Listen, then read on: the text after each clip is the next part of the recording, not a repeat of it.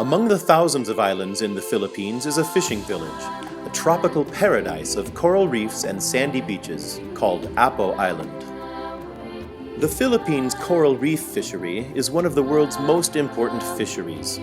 A few decades ago, it was yielding a catch of 1 million tons per year, but it has been in serious trouble for quite some time. Fish stocks have dwindled to less than 5% of what they were before. Fishing villages in some areas are dying. One such village, Apo Island, nearly experienced the same fate. However, its fishermen found a way to save their fishery and their cherished way of life. This story began about 50 years ago with the introduction of destructive fishing methods such as the use of dynamite and cyanide. These methods were very effective for catching fish, but they were not sustainable as they needlessly damaged the coral habitat.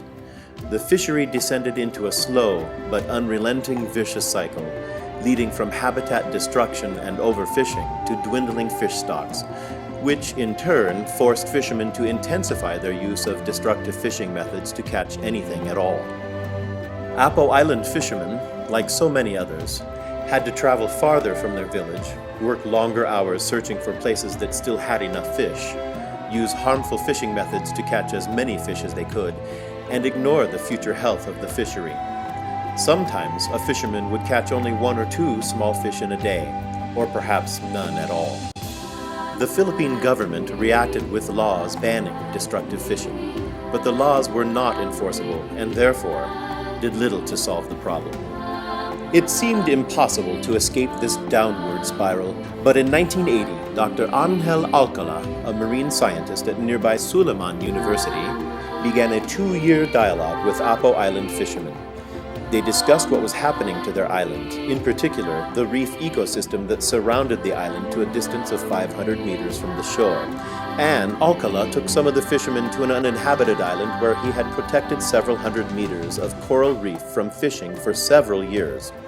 Although no fishing zones were a new idea for the Philippines, the fishermen were impressed with the number of fish in the protected area and saw that fish from there were helping to replenish fish stocks around the rest of the island.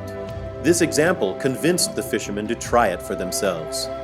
In 1982, Apo Islanders set aside 10% of the island's fishing grounds as a no-fishing marine sanctuary. Enforcement was easy. It took just one person on the beach to watch the sanctuary, a task that rotated among families who lived on the island.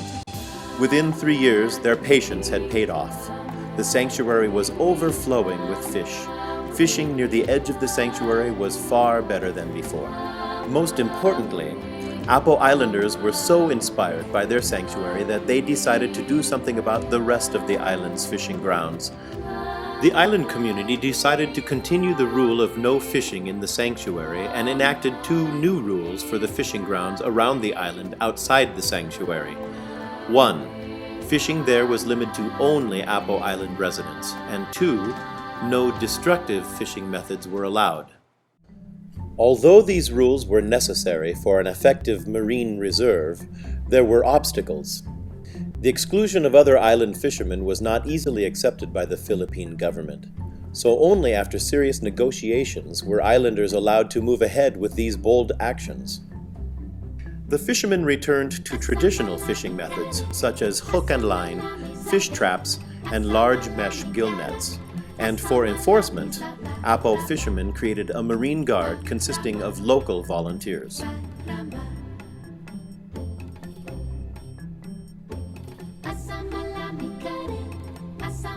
The fishery improved rapidly, though it took 10 years for stocks of the largest fish to recover fully. Apo fishermen can now do their fishing right at home, around the island, and with a short day's work, they can catch all the fish they need. The restoration of Apo Island's coral reef ecosystem set in motion a cascade of spin-offs reinforcing sustainable fishing methods. With the increases in fish populations, ecotourism activities such as snorkeling and diving brought in additional income and strengthened the incentive to maintain a healthy marine ecosystem. The island's primary school added a marine ecology curriculum, and the islanders used part of the tourist income to create scholarships for many of their children to attend high school and college on the adjacent mainland. Some Apo students are now in graduate school studying marine ecosystem management. The islanders also started a very successful family planning program to ensure that their future population does not exceed what their fishing grounds can provide. The children are already committed to small families when they grow up. In addition, visitors from other fishing villages have come to Apo to learn from the success there. Now, 700 villages in the Philippines have marine sanctuaries. Working together, Apo Islanders pulled back their ravaged ecosystem from a precipice of unsustainability, tipping it to a path of sustainability. They reversed the vicious cycle, and the gains were reinforced by newly created virtuous cycles, driven by continuously growing awareness, experience, pride, and commitment.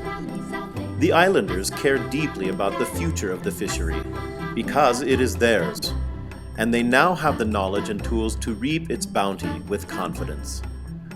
Apo Islanders consider their sanctuary to be sacred. They say it saved the marine ecosystem, their fishery, and their way of life, but in fact, the sanctuary was only the lever that got it started. It was an eco-tipping point.